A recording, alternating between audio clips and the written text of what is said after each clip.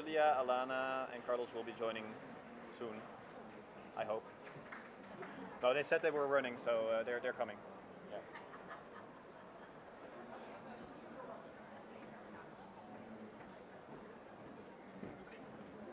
Goed zo.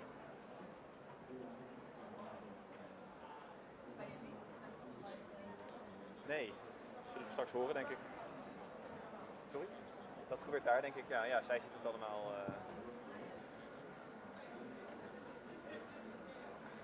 Nou, eens deze even af.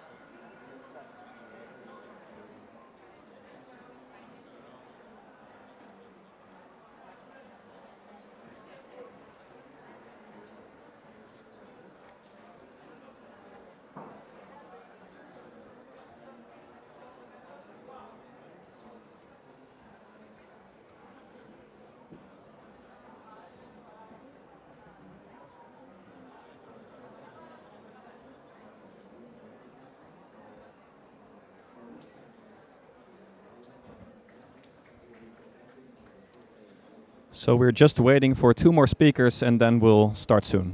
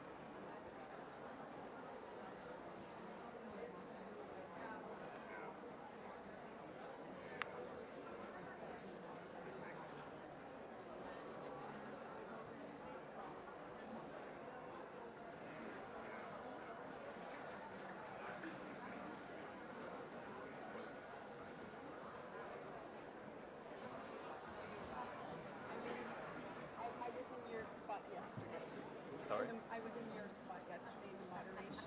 Ah, Kind of like, yes. hey, everybody.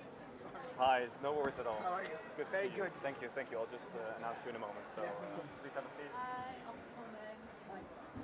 Nice to meet you. Great that you're here. So, good afternoon, everyone, and good morning in the Brussels, Netherlands time zone. Dear speakers who are present, dear guests, and dear online visitors as well. Welcome to this important event on the importance of circular economy strategies to mitigate climate change. My name is Max van Geuns. I'm a policy officer in circular economy and climate policy in the Netherlands, and I will be your host and moderator today. As you can see on the screen, we have an exciting but very full program with a tight schedule. So without further ado, I would like to welcome our first speaker to the stage to set the scene. It is an honor to introduce to you Mr. Marcos Neto, UN Assistant Secretary General and Director of UNDP's Bureau for Policy and Program Support.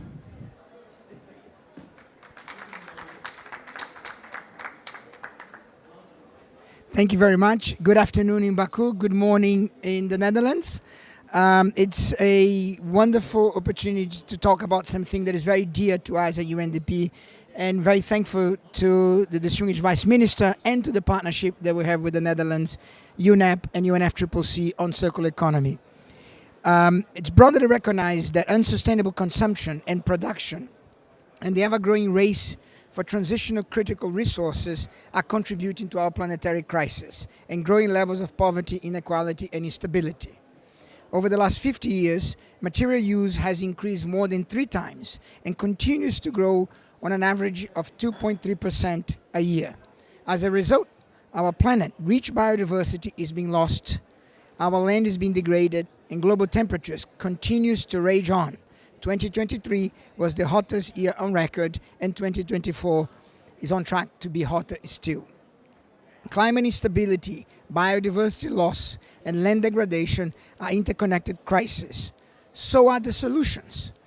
Circular economy strategies are a prime example of an integrated approach that can underpin ambitious climate actions and contribute to restoring natural systems, while simultaneously producing new economic opportunities and advancing sustainable development priorities. To achieve our climate, nature, and land goals through circularity, I would like to outline 3 pathways. First, we must integrate circular economy into countries' NDCs. That represents sovereign investment plans for the future. UNDP has been mandated by the UN Secretary General to lead the UN system, coordinating effort to support countries preparing the NDC 3.0 for COP30 in my hometown of Belém, Brazil, through our Climate Promise 2025. NDCs offer many entry points for circular economy, from climate change mitigation and adaptation and the energy transition to regenerative food and agriculture, chemicals and waste management, including plastics, and mining and extractive industries. Yet, only 28% of NDCs have an explicit reference to the circular economy. That must change for NDCs 3.0. Now, how are we going to change this? In response, UNDP, UNEP, and UNFCCC have co-developed a toolbox to integrate circular economy into NDCs 3.0, an initiative made possible by the government of the Netherlands, and CITRA, the Finnish Innovation Fund, at which you will learn more during the panel discussion.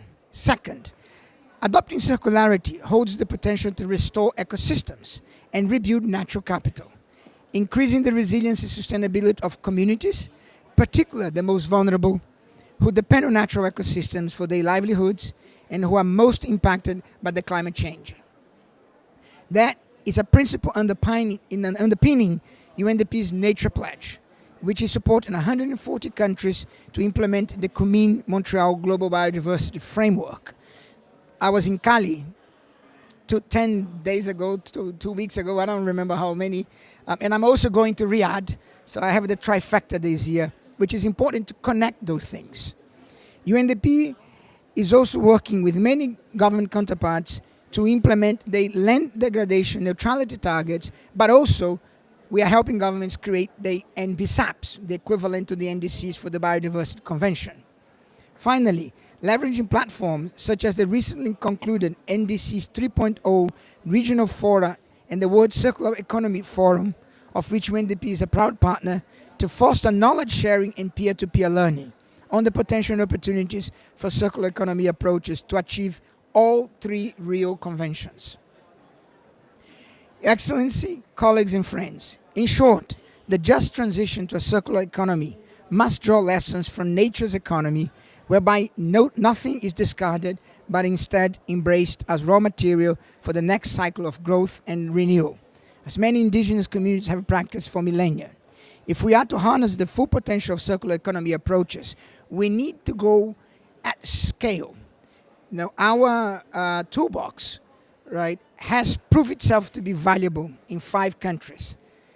Through our climate promise and through our NBSAP work, we can actually reach 120 countries. Now, we do need more resources for that, Vice Minister, from the Netherlands or for any other donor that is listening us. It will be important to quickly, as we move on the NDC 3.0, to secure resources and put this toolbox as an integral part of our offer that governments can choose. With that, once again, thank you to the Governor of the Netherlands, thank you to UNEP and FCCC to the partnership, and I look forward to putting circularity in more than 28% of NDCs 3.0. Thank you.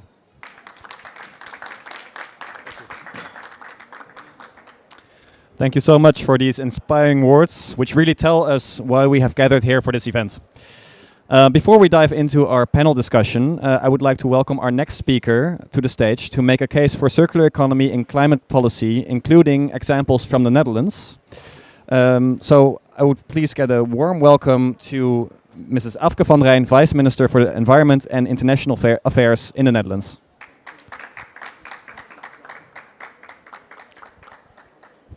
Thank you, Max. Dear colleagues, ladies, gentlemen, we are here today to talk about a crucial missing link in climate policy. How circular economy strategies can reduce resource-related emissions. Why is this so important? Because raw materials are everywhere in our daily lives. It's the oil in the plastic that packages our food, the metals in our bikes or cars, and the minerals used in solar panels and wind turbines. The process of extracting, producing and processing these raw materials is responsible for over 90% of impacts on biodiversity and water stress, 55% of greenhouse gas emissions, and more than 40% of global pollution. This process has a massive impact on climate change, but is often overlooked. And that's exactly why we need to talk about resources. Most COP discussions focus on reducing CO2 emissions from energy use, which is of course essential. But to truly tackle the negative impacts of resource use, we need a shift to a circular economy. This resource transition perfectly complements the energy transition we are all working towards. Renewable energy and sustainable raw material use are 2 sides of the same coin. We simply cannot reach a climate neutral and circular economy without both. Imagine an economy where products are designed to be used again and again, where waste becomes a valuable resource, and where we ensure prosperity for future generations while driving innovation. Unfortunately, we're not there yet. The global transition to renewable energy requires more raw materials than ever, including critical scarce materials. We need circular strategies to use these resources more effectively and keep them in our economy for as long as possible. Otherwise, resource extraction will continue to demand even more energy. If we don't act, it's like trying to mop the floor while the tap is still running, as we say in Dutch. So far, efforts to combat climate change have largely focused on energy transition, but 2023 marks a real shift. For the first time, the circular economy was officially recognized as a key strategy for climate action in the Global Stocktake Outcome Document at COP28. Yet, according to the Global Resources Outlook 2024, resource use is expected to increase by 60% by 2060 if we stay on the current path. A global shift towards using raw materials substantially and as efficiently as possible is therefore urgently needed to keep our climate goals within reach. Embracing the circular economy will be central to this transformation as it makes products more reusable, recyclable and durable. By lowering the demand for new resources, a circular economy helps us build stable societies with high well-being and a healthy environment while reducing environmental impacts. One of the most overlooked tools for achieving climate targets is integrating circular economy measures into national climate plans, as you said. I am proud to say that in the Netherlands we are already moving in this direction with our national circular economy program. Established in 2016, it was one of the first government-wide programs of its kind in the world, and it aims for a fully circular economy in the Netherlands by 2050. Through this program, we have implemented several circular climate measures, largely funded by our National Climate Fund. These measures are expected to contribute significantly to our national climate goals, with an estimated reduction of 2 to 4 megatons of CO2. Let me give you 2 examples of how these measures promote sustainable use of raw materials and support climate action. First, we are working to make our public buildings and infrastructure products fully climate neutral and circular. This is critical, as the building and construction sector alone accounts for a staggering 37% of global greenhouse gas emissions. To tackle this, we use an environmental cost indicator, which combines all relevant environmental factors into a single cost score based on European standards for life cycle assessment. With funding from our National Climate Fund, we have enhanced this indicator to better support recycling and sustainability in construction. By setting higher standards for public procurement of materials like concrete, steel and asphalt, we are making big strides in cutting emissions across the materials value chain. Second, we are implementing a policy package to make the plastics industry more circular. Given the extensive fossil fuel use in plastic production, the pollution it creates, and the fact that this industry is responsible for almost 5% of global greenhouse gas emissions. So this shift is essential. But we recognize the challenges that companies face in a competitive global market. So we started with incentives rather than penalties. We offered grants to companies willing to innovate and make their plastic production more sustainable. It is a huge success, and over 100 companies have joined our Circular Plastics Hub this year, with more on the way. Altogether, we will provide 267 million euros to help these companies make the transition to a circular plastic future. This funding fosters innovation, collaboration and knowledge sharing, which allows circular companies to compete with those still using fossil fuels. In 2027, we will introduce a recycled and bio-based polymer obligation as part of this package. By then, plastic producers in the Netherlands will need to incorporate a certain amount of recycled plastic or bio-based alternatives, such as materials from sugarcane. This requirement will gradually increase, with a goal of using 25 to 30% of recycled plastic by 2030.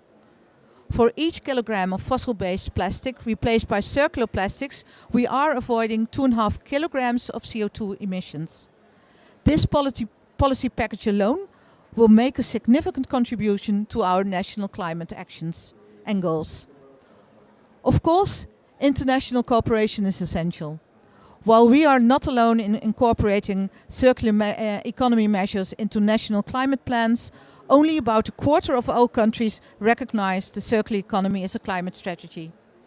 To increase these, we are advocating for the use of circular economy toolbox, as you mentioned already, for the 2023 NDC contributions, or NDCs. My thanks goes to the 3 UN agencies you already mentioned, so UNEP, UNDP and UNFCCC, for their hard work on this toolbox. It is designed to help policymakers integrate the benefits of circular economy, like waste reduction, resource conservation and greenhouse gas cuts, into their climate plans. Countries like Ecuador, Zimbabwe and Vietnam have already used it, and I hope more countries will follow. I am looking forward to hearing some first-hand insights from its impacts. Ladies and gentlemen, thank you for sticking with me through a slightly long story, but given the urgency of this crucial missing link in in climate policy, I wanted to emphasize how important the circular economy can be as an effective climate solution. Together, by embracing this approach, we create a more sustainable future for everyone. Thank you.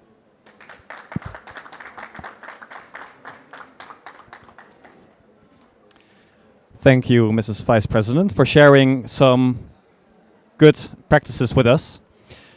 It is an honor and pleasure for me to work on these circular climate policies every day.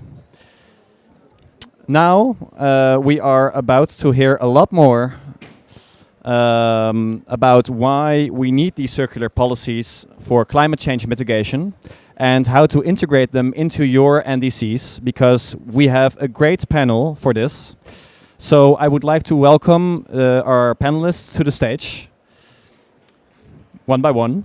So first we have Ms. Alana Cragen, Global Climate Policy Coordinator for the United Nations Development Programme. Then we have Patrick Bucca, Planning Officer for Climate and Environment from the Deutsche Gesellschaft für internationale Zusammenarbeit. And Lisa da Silva, Global Circularity Lead for the International Finance Corporation. So I will join you on stage. And indeed, you have these headsets. You can wear them if you want. And then we can easily hear each other. I'll also do it. So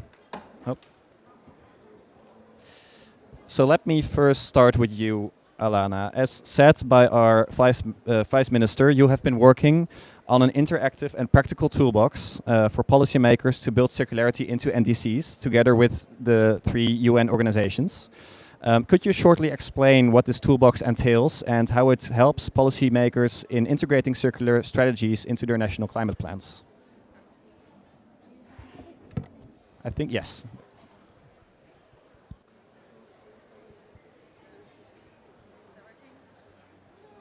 Working now? Yes, now yeah, it's working. Perfect, great, thank you so much.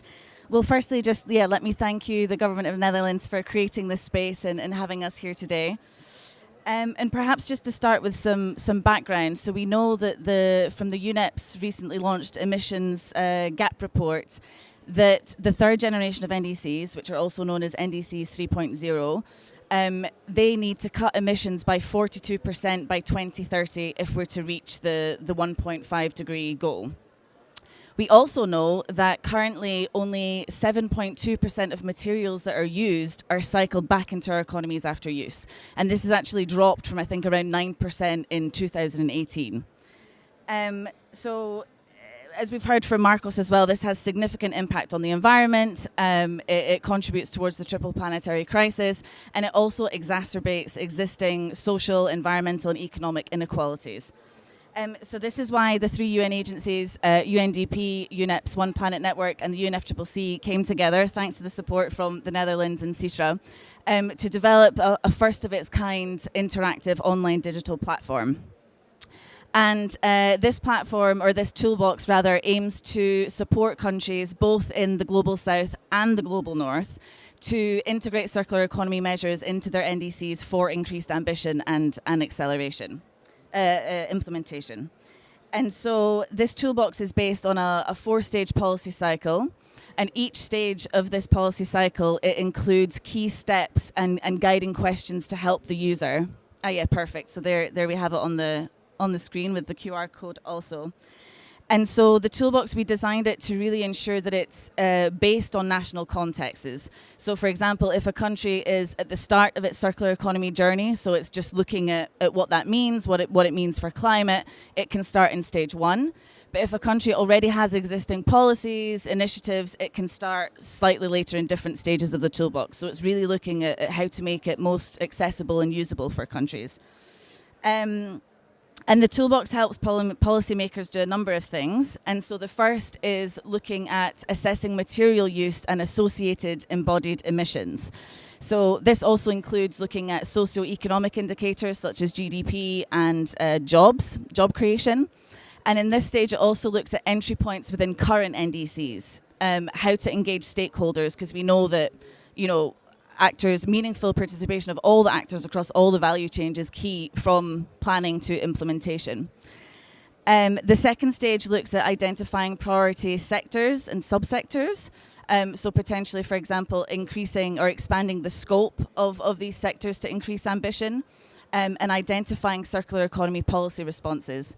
In this stage, we also look at the targets and indicators for NDCs, and how countries can help strengthen political will and institutional arrangements, which we know are key for a successful transition. The third stage is around identifying relevant instruments to then implement the strategies that were identified in the second stage, and also looking at potential resources for implementation. And I look forward to hearing hearing from you on this, as we know it's so crucial for action on the ground. And then finally, the last stage is looking at how countries can track and report the progress of these circular economy interventions through their biannual transparency reports, which is part of the UNFCCC process. Also, just to mention that there's a... So, how do these GIZ guidelines and the activity sheets that go with them complement the joint UN toolbox? Yeah, many thanks. Complements the joint UN toolbox. Yeah, many thanks. Do you hear me? Yeah, okay.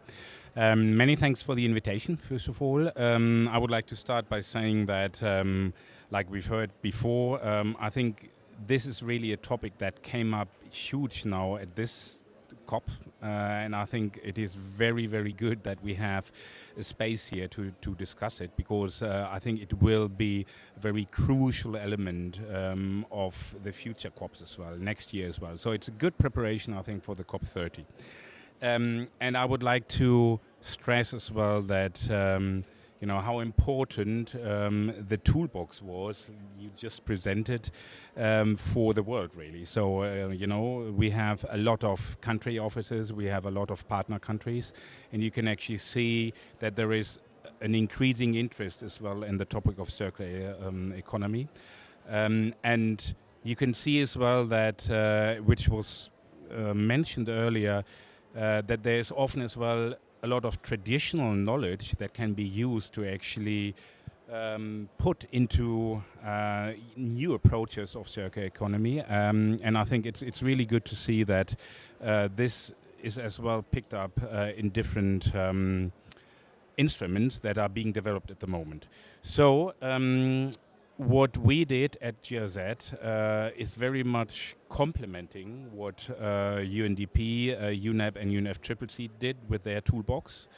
We, in discussions with partners, we realized that they would probably gain from more guidance, and they would probably gain from a little bit more specific, what we call then, let's say support in different sectors or subsectors, and that is why we developed, based on what was developed at UNDP, UNEP and UNFCCC, we developed this guidance document. You can see over here, it was freshly launched last week, and with it come a lot, 27 activity sheets, and these are really used, or we hope they will be used complementary to the toolbox, as I said, and we would like to provide them to countries in order to assess the current NDCs, to identify entry points for circular economy. So this is the main point, really. The guidance, the GIZ guidance, contributes with this additional approach. So the guidance is separated in 7 categories of how circularity can reduce greenhouse gases emissions. For example, just to give 2 examples, increasing the lifetime of products, or for example, reducing the share of non-renewable primary materials in products. In the second step, each activity or measure in the NDC is then compared to 7 what we call impact categories. So if an activity complies with one of the categories, it is marked as circular.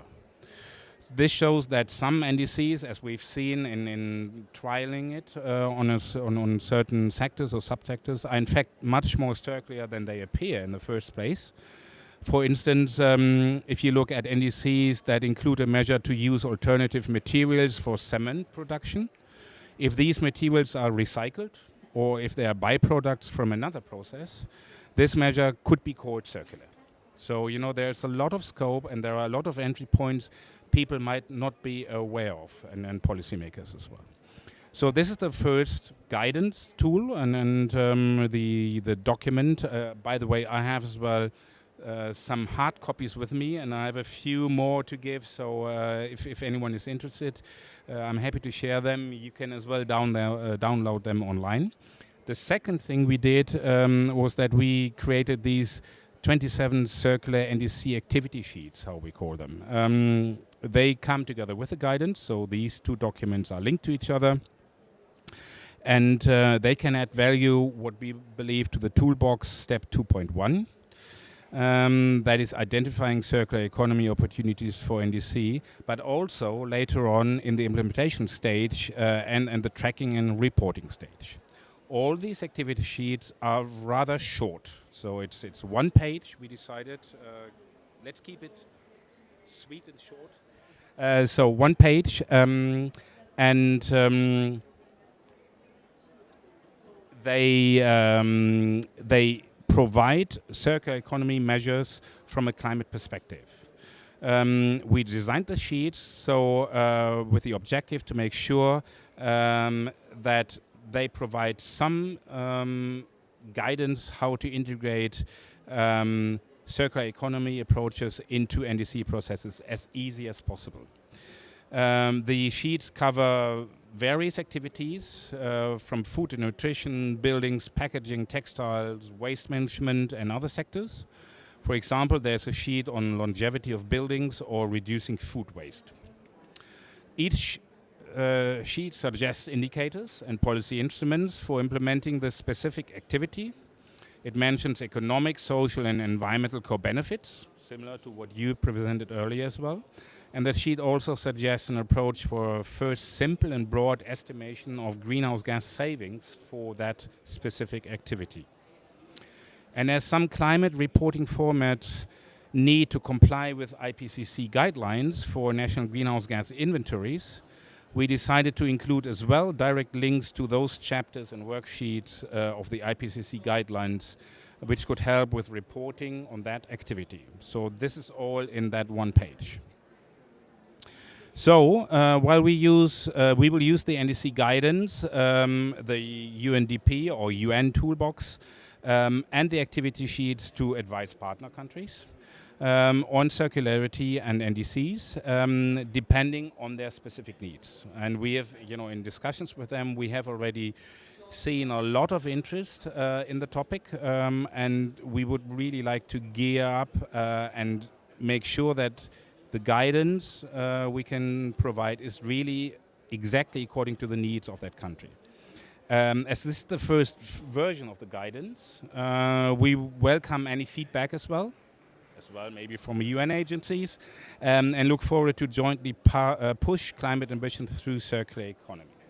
I stop there. Thanks a lot. Good, thanks.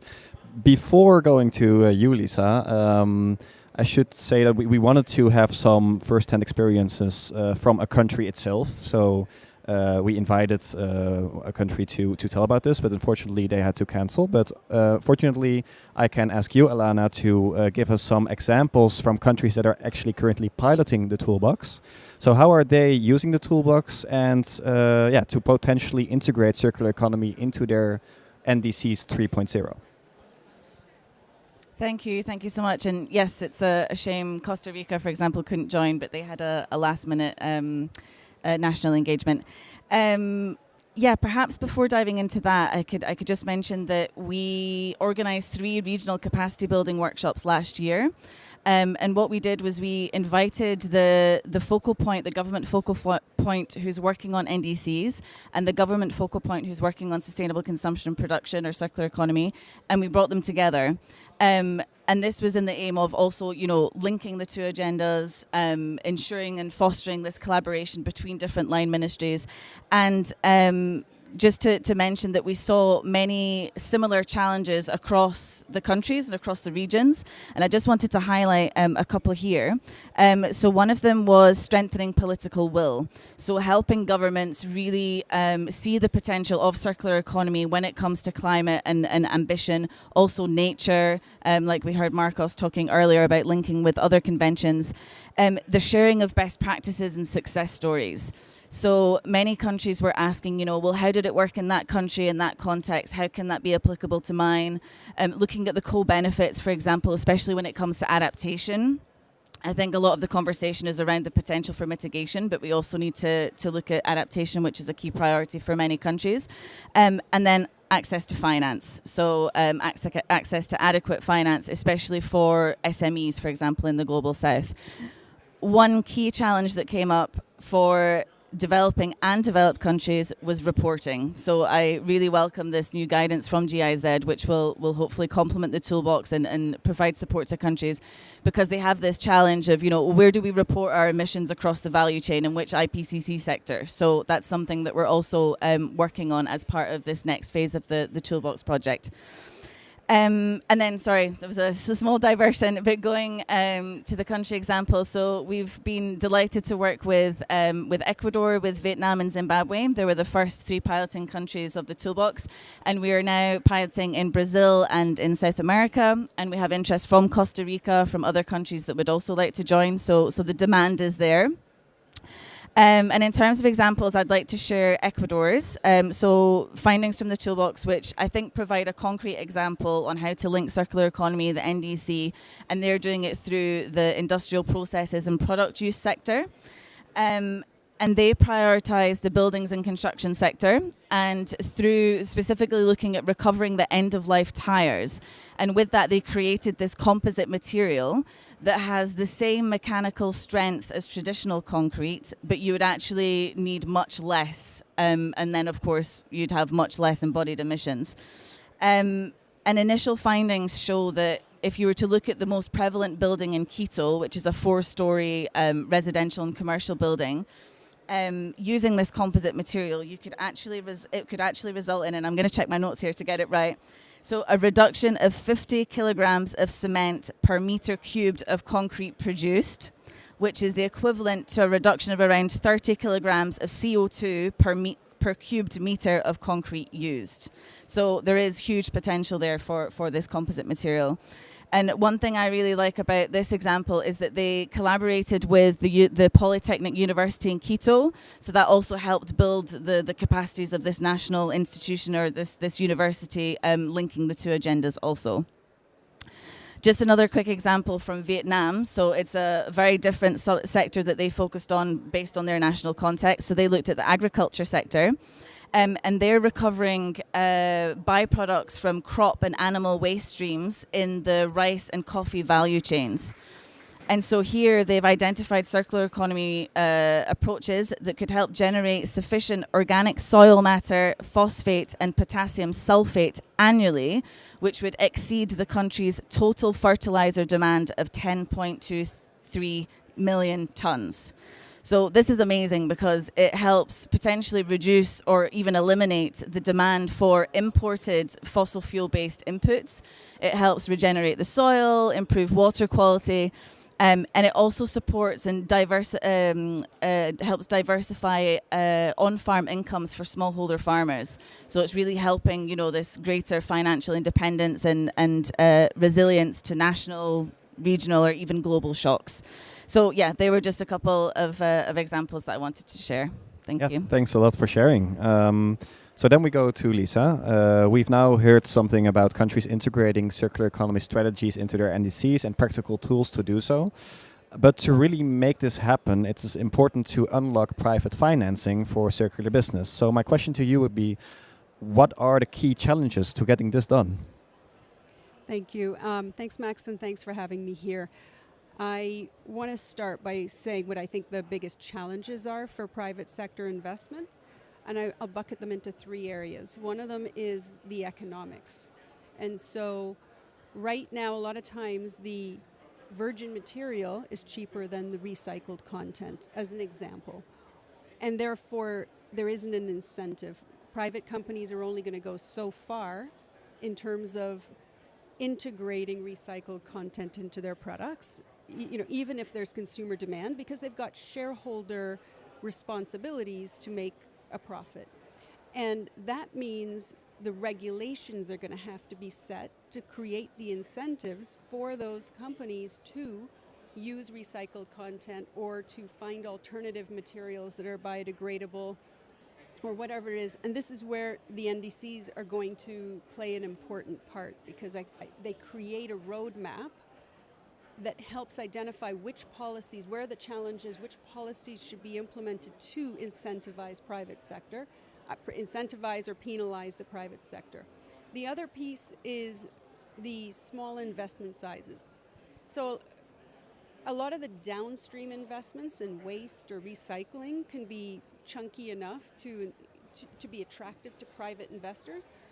The smaller upstream investments, refill, reuse, even project redesign or updating your processing materials to be able to have less waste, those are smaller projects that have smaller sizes. And if for that, you're really going to have to integrate the financial intermediaries, local financial institutions.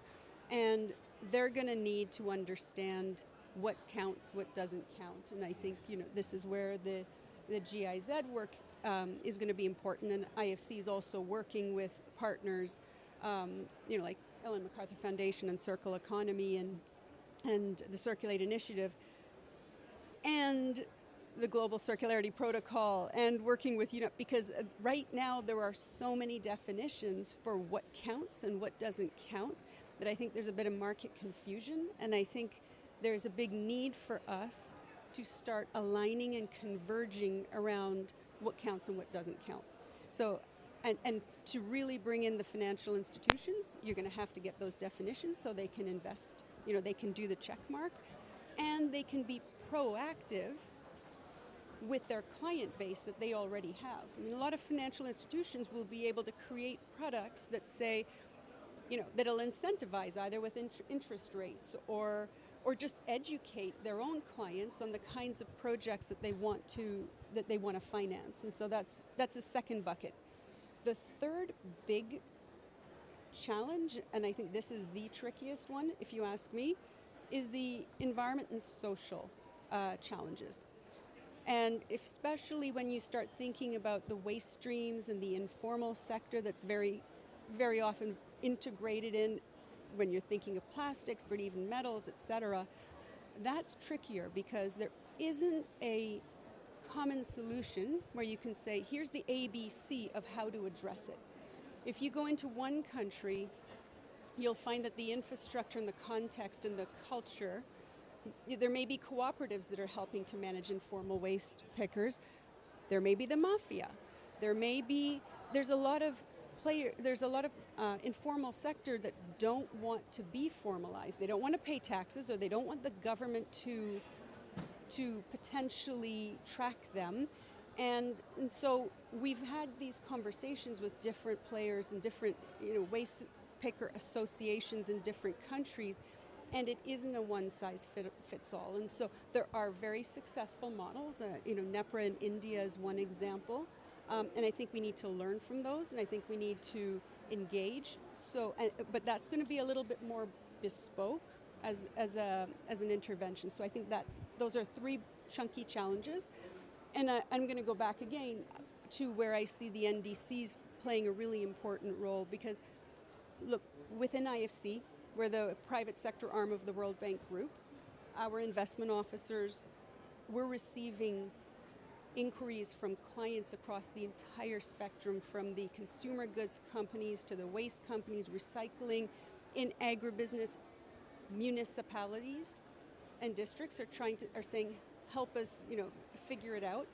And I'm saying to our teams, look, and I'm maybe my numbers are going to be a little bit different here, but I think that Chatham House had identified there's 75 countries that have circular economy somehow integrated into them, with 71 of those being since 2016. So there is a positive trend, which is great, and which is where I think that the work you're doing will help scale it.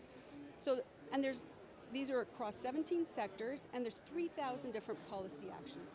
So that gives me the opportunity to say to our teams, these policies are going to change the demand, and we need to be preparing our private sector clients to adapt and to take advantage of the opportunities and to ensure that you are not, stuck or penalized. And I'll just stop there. Okay, thank you very much. I actually have another question on climate finance, but I would maybe ask them to you and also maybe to Patrick after, because I think he also has something to say about it. Climate finance is becoming more and more important on conferences like these. But how do we ensure that climate finance also includes circular finance? Thanks. So this is I'm going to give you my opinion on this one. One, I think it is our responsibility to put it on the agenda, but I think we really have to start positioning circular economy within the context of whatever context you're talking to and the audience. So what you did by bringing two different ministries together, you're helping the two ministries understand what's in it for them and why it matters, right? If I'm talking to a private client, I'm not telling them, oh, this is really good for the nature. I mean, I might. If I'm talking to an NGO, it's about here's the biodiversity loss or the biodiversity conservation. If it's a government, if I'm talking to a private client, it's how do we think about positioning as efficiency and cost savings. You use less inputs, you have less waste. That's a cost efficiency. And so when we're in a climate environment, putting and positioning circular economy approaches, business models, and strategies around how it's going to help reduce GHG, how it's going to help reduce biodiversity loss, how it's going to help improve quality of life for many of the governments and society. I think that's how we are going to get the interest and going to start incorporating it more into these strategies. Pass it to you. Yeah, many thanks. So I think I can add to this. So I can really emphasize one point I think you made very clearly. I think the problem we have often is that we are still thinking in different sectors and in different silos. And this is really still a kind of stumbling block to actually circular economy. So if you look, for example, into waste management, I think you really create a very good business model if you bring the agriculture and the waste sector together there. And you can see actually that once you create good business models, obviously the interest from, for example, in this case, the farming community is really increasing tremendously. And I think it would be very good to see banks and funders to really add as well to this approach of trying to get out of our silos and trying to support, let's say maybe blended finance approaches where you really focus on bringing sectors together. We are trying to do that as well from time to time, well, often actually, because we work a lot with ministries, but it is extremely difficult to get these ministries sometimes together, even in Germany, I have to say. This is not something we can see in our partner countries. So I think for me, really getting the entire narrative of really trying to get the circular economy approach into the NDCs is as well a matter of bringing the different ministries, the different sectors together, and I think this has to come from policymakers, this has to come from the funders, and hopefully as well by seeing as well that the different communities work much closely or much more close together, like you said as well. I think this is another important point you made earlier as well. We have rather specific contexts in different countries. We have a lot of socioeconomic impacts or socioeconomic guidelines we have to keep in mind. And again, it is about bringing communities together to thrive for one goal of really trying to make them understand how they are part of circular economy and that together they are really basically pushing for a much better future in terms of really reducing greenhouse gases and creating business cases. Thank you. Okay, thank you. I don't know if you want to add anything. No, my last question is actually also for you, Patrick, because I still wanted to ask you about something you just touched upon, waste management. Because if you look at the countries that have already integrated circularity into their NDCs, they have especially focused on waste management. So I wanted to ask you, what do you think of this particular focus?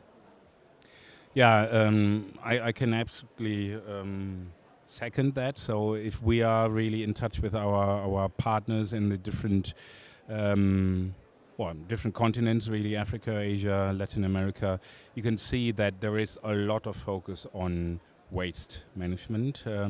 Actually, when we look over here, there's the other pavilion from Zimbabwe, and they have as well now advertised waste. So it's really a very important topic as well on the COP here, and I think rightly so, I would say, right? It really provides a lot of scope. For example, if you look into methane emissions, 20% of methane emissions are coming from the waste sector. Again, like I said, we need to combine really the agriculture and waste sector there. However, having said all that, I think it is important to make clear that circularity or circular economy cannot only focus on waste. We are missing a point here if we only focus on waste. It's an important point, but there are so many other opportunities where we can really introduce circularity. If you think about plastics, for example, I mean, there are numerous opportunities, and I think again. The toolbox that was provided by the UN agencies and our guidance hopefully can help to actually bring this message across that there are so many opportunities and that there are so many, some of them I would call as well really low-hanging fruit opportunities where you don't need a lot of input, you don't need a lot of funding. I mean, investment at the beginning is sometimes a problem, and I know that the banks are looking really into this. But there are approaches and there are solutions that are not that expensive. And I think it's really important to bring that message across. Start now looking really or thinking about the circularity and, use some of the guidance that is maybe available. Can I maybe make one last point? Please go ahead. Could you maybe go back to the slide I had earlier? Yeah, no, that one, exactly. Because we have on the 12th of December, we have an online seminar or webinar where we actually introduce these tools as well. So whoever would like to take part, please use the QR code. You can find it as well on our website. Thanks a lot. Thank you very much, Patrick. And Lisa would like to add something? I'm going to change a little bit or regress a little bit. One of the things I think that is also important as you develop these NDCs and you're working through is something you both brought up is the need to have multiple stakeholders in the room and having the conversation because, look, you want to avoid or minimize unintended negative consequences, right? You establish a policy that is meant to achieve a certain objective, but either because there's some ban on that kind of innovation, you're actually killing innovation, or you implement a ban on plastic bags without notice, and all of a sudden the local communities have no way of there's no alternative use, right? So how do you integrate and implement policies in a way that you give notice to the private sector so they can adapt and develop the alternative ways? And I think that having conversations with the local private sector is important, as well as all of the other stakeholders involved in making things happen. Thank you so much. Thanks to all of you for these inspiring words until now, because if you please remain seated for some closing statements after we have our last speaker. Because first we go to an important call to action with some key recommendations from the Global Resource Outlook 2024. So I'd like to please invite to the stage Ms. Julia Okats, Special Advisor to Co-Chair Janis Potočnik for the International Resource Panel. So if you would like to join us on stage, I will actually leave, but you can please stay here and then I will get back to you. And you can sit here or stand, whatever you want. Now I'm sitting, so good. Well, thank you so much for having me, and thank you for that really interesting discussion. I think we're changing flight level a little bit. So now we've heard great things about what's going on, the tools that are available, and how we leverage the governance institutions that we already have, particularly the NDCs, which is super important. Now what we did, and I will say two more things about who's we, is change kind of from that level to another one, which is saying it's great to use all the mechanisms that we have and it's super important, but they're just not enough. We need, if we look at the global governance landscape, and we've looked at this for 6 years and really analyzed it and said, okay, there is a resistance to having new international institutions because it's a lot already out there. But after thinking about that for 6 years, we really came to the conclusion there are some essential gaps that we need to fill. Do they need to be new organizations? Probably not, but they need to have sort of its own institutional foundation, either within organizations or new ones. And that is really what we did coming out of the Global Resources Outlook. This is Janis' animation. Would you like to do it yourself? Right. So I won't go through these, just showing you when you look into the Global Resources Outlook 2024, and this is really the foundational science that we use in all our circular economy discussions, right? It tells you the state of resources in the world and how they flow and what the impact is. It's a science report, so the recommendations, I don't know how many science reports you read. I read a lot. Science reports tend to be quite careful on policy recommendations because that's not their role, right? Their role is science.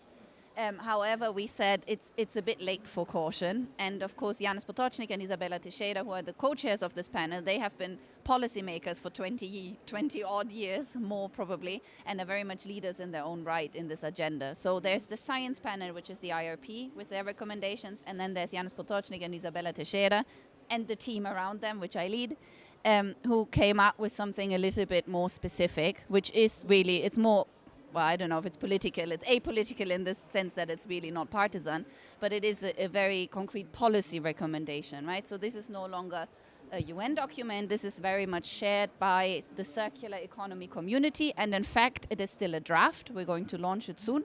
So anyone who wants to co-own this and really co-shape this is more than welcome. It's not a branded initiative in that sense.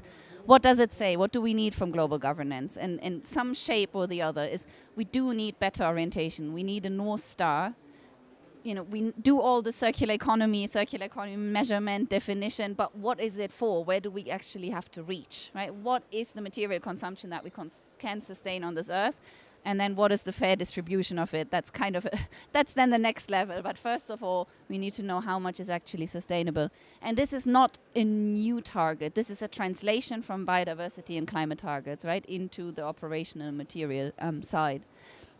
That we need to better measure well-being, societal performance, whatever word you want to use. And we suggest that you do that in what we call provisioning systems. So there's, of course, the whole discussion around we need alternatives to GDP, which we also agree with. But I think more concretely in an operational sense, we need to be able to measure how well is our mobility system performing, for example. And then also be able to compare and, yes, exert some peer pressure also to say, mobility system in country or region X is performing double as well as in country Y because, you know, of health outcomes, of accessibility outcomes and so on. We cannot measure that sort of performance at the moment, let alone then their material efficiency, right, in reaching that performance.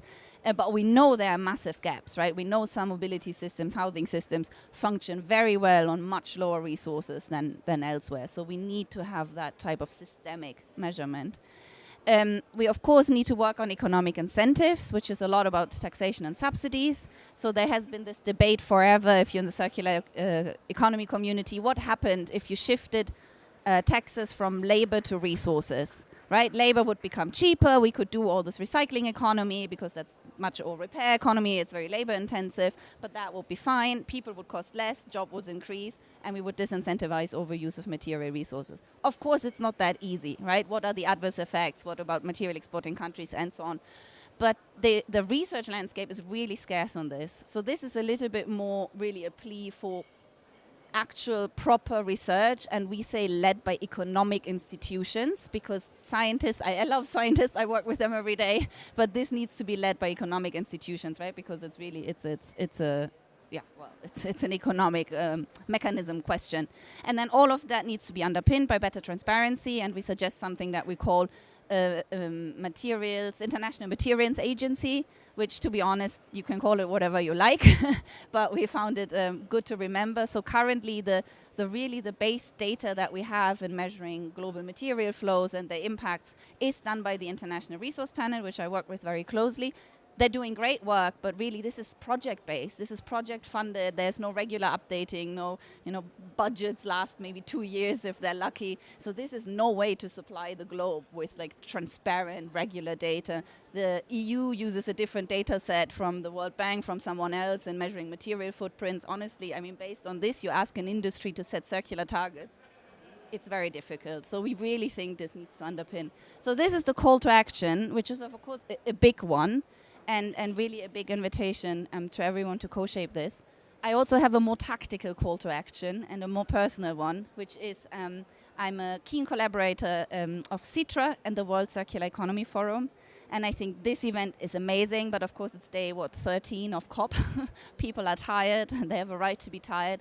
I think the World Circular Economy Forum in Brazil in May is an amazing opportunity to actually preempt COP, to get Brazil and all the climate people in the room in the preparation of COP and really show them why this is an agenda they want to champion, right, then via COP. I think the organization of this forum is going well. Everyone is doing a great job, but everyone is always resource constrained. So I think whatever we can do as champions of this to use this moment to really, stage something that draws in the climate people and also really shows how this is super beneficial for Brazil would be a great next step. Thank you. Thank you, Julia. You can give the microphone back to the panel. Thank you so much. So, and thank you for this promising call to action, both of them.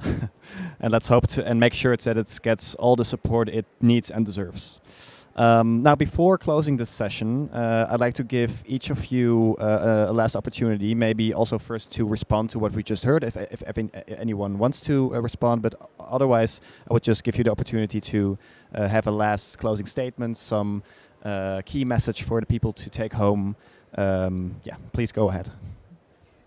Thanks. I actually really appreciate what you just said about not having targets.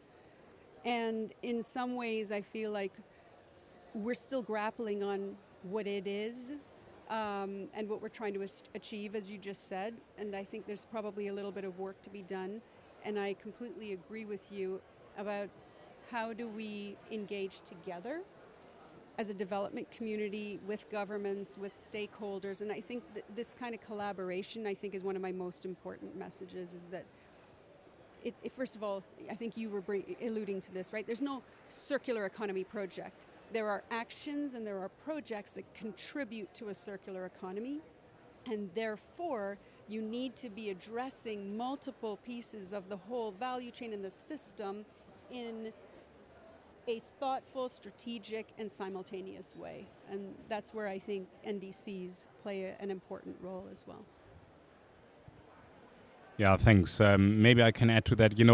When the entire digitalization debate came up, people were talking about we need now projects on digitalization, but it is just, it's just a tool of that and has to be implemented in whatever we do, really. And this is exactly what you just said, right? We have to make sure that whatever we do in terms of projects in all different sectors, this circular economy approach has to be the underpinning basis really for these projects. And I think I can see that there's a shift going on at the moment. So that is the one point I would like to make. And the other one is, and you said that earlier as well, I think we need as well some kind of early adopters, or we need, especially I think in the private sector, we need those lighthouse projects or lighthouse companies maybe who can lead by example, especially in the developing world. And I think they will hopefully then as well see and showcase as well that there are really a lot of good business cases as well, for not for them but for the people on the ground, for them as well, but it's mainly about the people on the ground, I think. Thank you. Thanks. Yeah, I'd also like to echo what you mentioned around collaboration and joining forces, and I think the toolbox and the GIZ guidance and other initiatives are a great example of that, and I think we need more of that. So that's one point. Also engaging all these different actors across the value chains. So looking at how we can engage the private sector, for example, and you mentioned speaking the same language. Like, we have to speak in the same language. We have to create these enabling environments for the private sector to be engaged, to have ownership, to looking at public-private partnerships, for example.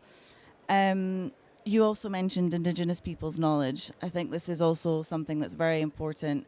You know, we're seeing circular economy climb political agendas, you know, here in the global north, and it's a relatively new concept, but actually it's not. You know, Indigenous peoples and local communities have been implementing circular practices and strategies for millennia. So I think whilst respecting, of course, their free and informed and prior consent, you know, we can look to them for the solutions that we need as well. And then all of this using NDCs as the vehicle, you know, bringing all these different pieces together, giving a clear signal to the private sector for investment. You know, this is the direction we're going. We're going to 1.5 degrees, a climate resilient future. Join us through circular economy.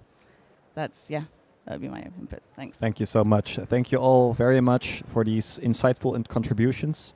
I would like also thank the GIZ and the UN organizations for giving us these practical tools that we can really use to integrate circular strategies into our NDCs. We hope that after today, more countries will follow. And I would also like to thank Ecoris to help us with this event, and a big thank you to the audience here and also online at home. We hope you enjoyed. Thank you.